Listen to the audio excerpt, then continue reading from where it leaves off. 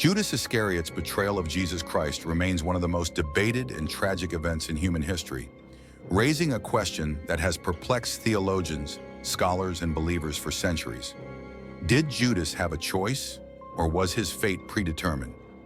From the moment Jesus chose his 12 disciples, Judas was among them, walking alongside the Son of God, witnessing his miracles, hearing his teachings, and experiencing firsthand the divine authority that could calm storms, heal the sick, and even raise the dead. Judas was no outsider. He was one of the closest companions of Jesus, entrusted with responsibilities within the group, including managing their finances. Yet despite being in the presence of perfect love and truth, something within him remained untransformed. The Gospels suggest that Judas had a particular weakness: greed. As the keeper of the money bag, he often helped himself to its contents, a detail revealed in John 12:6. When Mary anointed Jesus with expensive perfume, Judas protested, pretending to be concerned for the poor, when in reality, he was thinking of his own financial gain. Was this the moment his heart began to turn against Jesus? Or had he long harbored discontent, waiting for an opportunity to fulfill his own desires? The chief priests and religious leaders sought a way to arrest Jesus quietly, away from the crowds, and needed someone from within his circle to lead them to him at the right time. Judas approached them and asked, "What will you give me if I deliver him to you?" They counted out 30 pieces of silver, the price of a slave, a fulfillment of Zechariah 11:12. But was this prophecy proof that Judas had no choice, or was it a foretelling of an event that would come to pass through his own volition? Even after receiving the payment, Judas was not beyond redemption. At the Last Supper, Jesus, fully aware of what was about to unfold, made a final plea: "One of you will betray me." The disciples were troubled, questioning who among them could do such a thing. Judas, too, asked, "Is it I, Rabbi?" Not Lord, as the others had said, but merely Rabbi, perhaps revealing the nature of his relationship with Jesus. Jesus dipped a piece of bread and handed it to Judas, an act of honor in Jewish tradition. But in that moment, Satan entered him. John 13:27. Was this possession, or was it the final surrender of his heart to darkness? Jesus then said to him, "What you are about to do, do quickly." Judas left, stepping into the night, both literally and spiritually, taking his final steps toward betrayal. In the Garden of Gethsemane, Judas arrived with soldiers, leading them to Jesus and identifying him with a kiss. A sign of affection turned into the ultimate act of treachery. "Judas, are you betraying the Son of Man with a kiss?" Jesus asked, not in anger, but in sorrow. Even in this moment, Jesus addressed him as friend. Was it one last invitation to repentance? Did Judas hesitate for even a second? Or was his heart so hardened that he could no longer turn back? The soldiers seized Jesus, and the betrayal was complete. But Judas's story did not end there. Overcome with guilt, he attempted to return the silver, confessing, "I have sinned, for I have betrayed innocent blood." The chief priests coldly dismissed him, saying, "What is that to us? See to it yourself."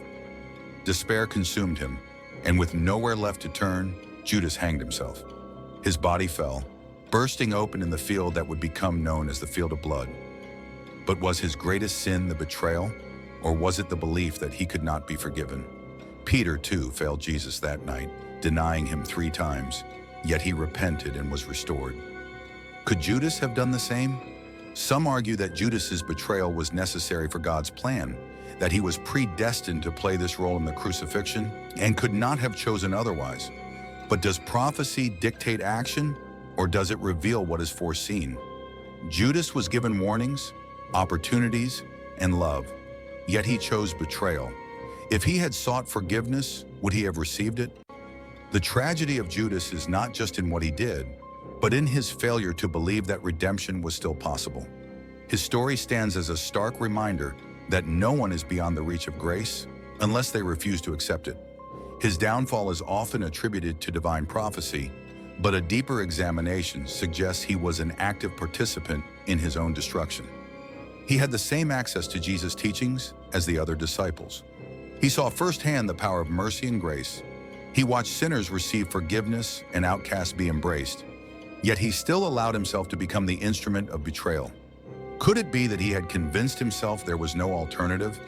Some scholars argue that Judas may have been disappointed with Jesus, expecting him to establish a political kingdom rather than a spiritual one. Perhaps Judas thought that forcing Jesus into confrontation with the authorities would prompt him to reveal his full divine power. But when Jesus remained silent before his accusers, when he did not call down angels to rescue him, when he submitted to suffering instead of overthrowing his enemies, Judas realized his plan had gone terribly wrong. His response was not repentance but despair. He saw no future beyond his guilt, no path to redemption. Unlike Peter, who sought forgiveness after denying Jesus, Judas isolated himself in his sorrow. Had he waited 3 more days, he would have seen the risen Christ.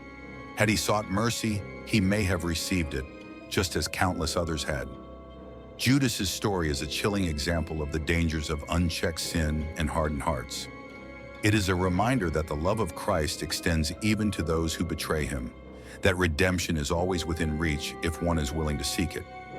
But in his despair, Judas chose death instead of grace, and that was his ultimate tragedy. In the end, was Judas merely fulfilling a divine script, or did he make choices that led him to his end?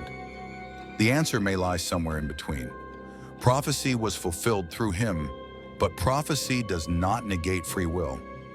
Judas had many chances to turn back, to seek mercy, to trust in the forgiveness of the one he betrayed. But he did not, and so his fate was sealed, not by divine force, but by his own hand. His story stands as both a warning and an invitation. No one is beyond redemption, but redemption must be sought. His legacy is one of betrayal, but it is also one of missed opportunity. Had he chosen differently, history might remember him not as the betrayer, but as one forgiven. Yet tragically, he did not believe he could be saved, and so he was lost. Not because he was destined to be, but because he could not bring himself to seek the grace that was always there, waiting for him. His name remains a symbol of treachery, yet within his story lies an unspoken tragedy. The possibility of redemption, forever lost by his own refusal to grasp the mercy that was never beyond his reach. The weight of his choices echoes through history, a haunting reminder that despair need not be the final answer. Had Judas understood that Jesus' sacrifice was for all, even for the one who betrayed him, perhaps his story could have been one of redemption rather than ruin. But in his sorrow, he did not turn to the cross. He turned away, sealing his fate in the darkness of his own despair. And that is the lesson we must take from him. No one is too lost to be found, but one must choose to seek the light rather than surrender to the night. In the end, it was not Jesus who abandoned Judas. It was Judas who abandoned himself.